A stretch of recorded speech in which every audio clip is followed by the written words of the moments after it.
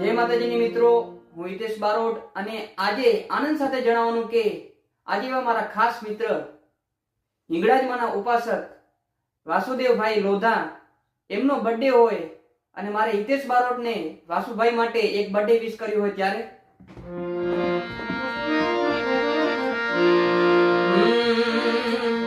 હિંગળાજે આજે રાજોર માડી તું તો બેઠી મકરાણમાં હિંગળાજે આજે રાજોર માડી તું તો બેઠી મકરાણમાં